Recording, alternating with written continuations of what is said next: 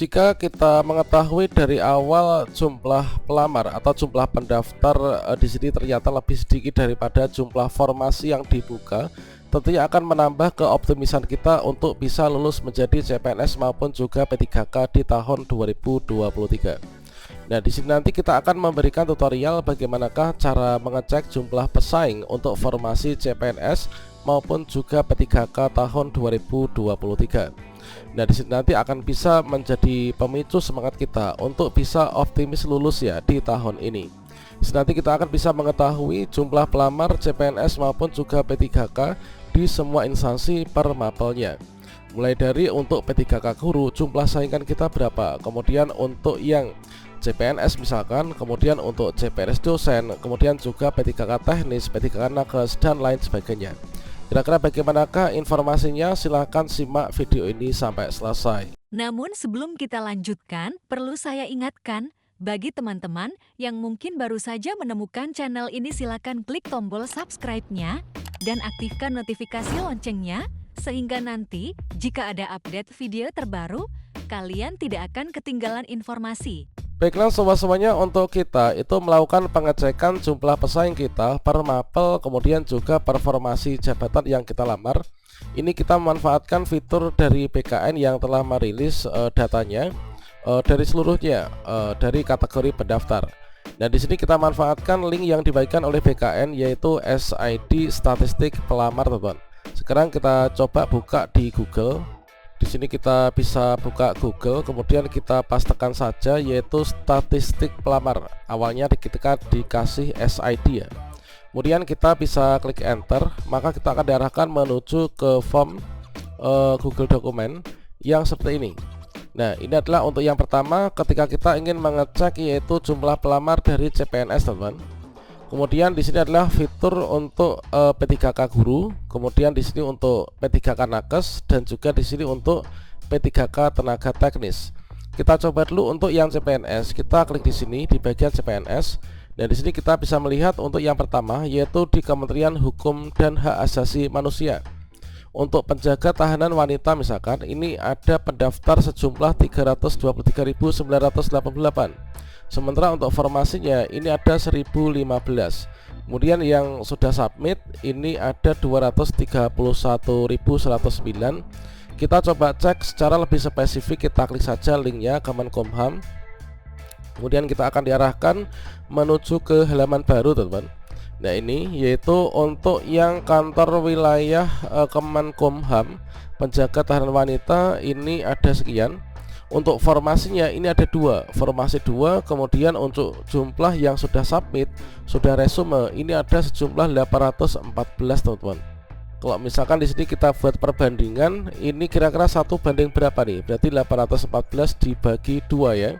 Jadi satu formasi ini diperebutkan oleh sekitar 400-an. Nah, 407 orang ya. Kemudian untuk yang di Kalimantan Selatan, nah ini untuk penjaga tahanan pria, jumlah formasi ada 31, kemudian pendaftarnya ada 3.000-an.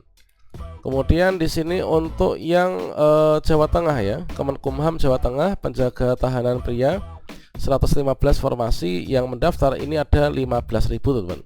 Silakan kalian bisa cek untuk di daerahnya masing-masing kira-kira jumlah formasinya berapa, kemudian yang akan menjadi pesaing ini kira-kira berapa. Ini adalah untuk jumlah saingan, ini adalah yang sudah submit. Tentunya untuk yang sudah submit ini nanti masih akan dipilah-pilah kembali, mungkin ada yang lulus seleksi administrasi, mungkin ada yang tidak lulus seleksi administrasi ya. Kemudian kita coba cek untuk yang Sekjen KPK. Nah, di sini kita coba cek untuk yang di KPK. Nah, di sini progresnya 85%. Di sini untuk dari Pusat Perencanaan Strategis Pemberantasan Korupsi, ini formasi ada 3, jumlah pelamar ini ada 1.500-an. Kemudian yang sedikit ini adalah yaitu di bagian penyelidik, ahli pertama penyelidik tindak pidana korupsi, ini adalah 1, kemudian submit ini ada 48. Nah, ini masih progres terus, kita cek. Nah, di sini teman, ini adalah untuk contoh yang di KPK.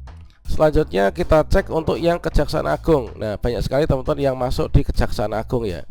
Nah, ini untuk penjaga tahanan, ini adalah untuk jumlah formasi. Kemudian di sini yang submit yang tentunya nanti akan menjadi pesaing kita ya.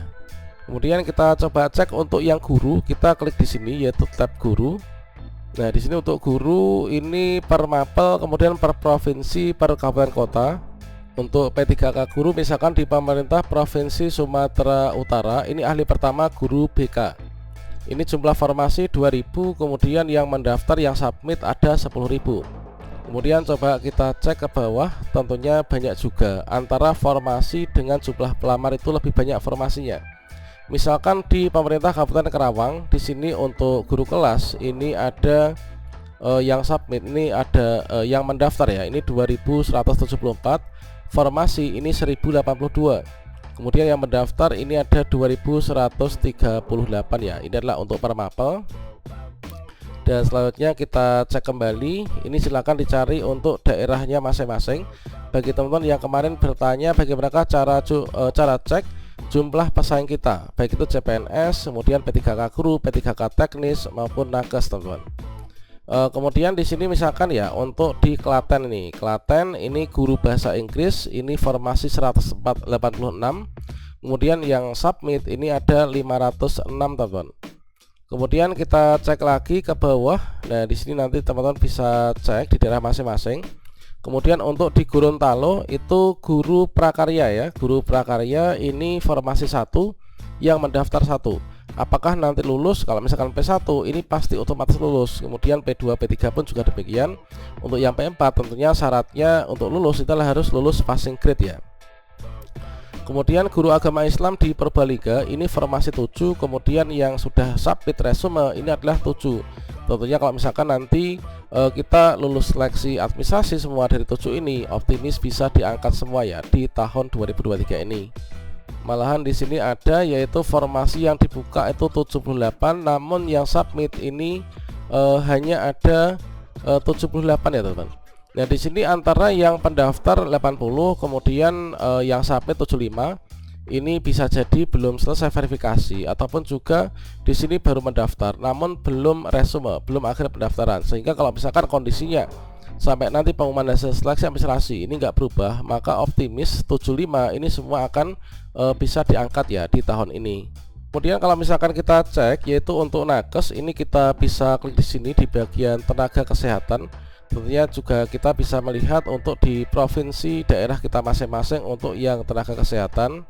Berikutnya untuk yang teknis pun juga teman-teman bisa melihatnya ya. Ini adalah teknis. Ini per provinsi, per kabupaten kota bisa kita cek. Yaitu misalkan di sini malah dari Kementerian Badan Usaha Milik Negara, ini untuk arsiparis, ini formasi 18 namun tidak ada yang mendaftar sama sekali, teman-teman. Dan tentunya ini nanti akan tetap menjadi formasi yang kosong ya. Kemudian untuk kita cek yang CPNS dari Kemdikbud, yang mana untuk Kemdikbud ini membuka formasi CPNS untuk yang punya ijazah S2 maupun juga S3. Misalkan di sini untuk penempatan nanti di Politeknik Negeri Jember jurusan Teknologi Pertanian, Teknologi Industri Pangan. Ini untuk jabatan asisten ahli dosen ya. Ini pendaftar ada 5, kemudian formasinya ada 2, kemudian yang submit ini ada 5. Kemudian di sini malahan untuk yang di Universitas Cendrawasih asisten ahli dosen ini formasi 1, namun yang daftar ini sama sekali nggak ada, teman-teman. Kemudian formasi 2, kemudian di sini yang submit ada 49. Tentunya dengan melihat kondisi ini teman-teman nanti bisa memetakan ya apakah nanti kita itu bisa lulus ataukah bisa belum lulus gitu ya.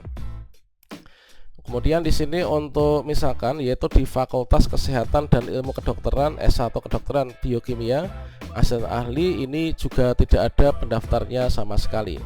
Oke, ini adalah untuk caranya. Silahkan coba teman-teman cek formasi jabatannya itu saingannya berapa. Demikian, semoga bermanfaat. Wassalamualaikum warahmatullahi wabarakatuh.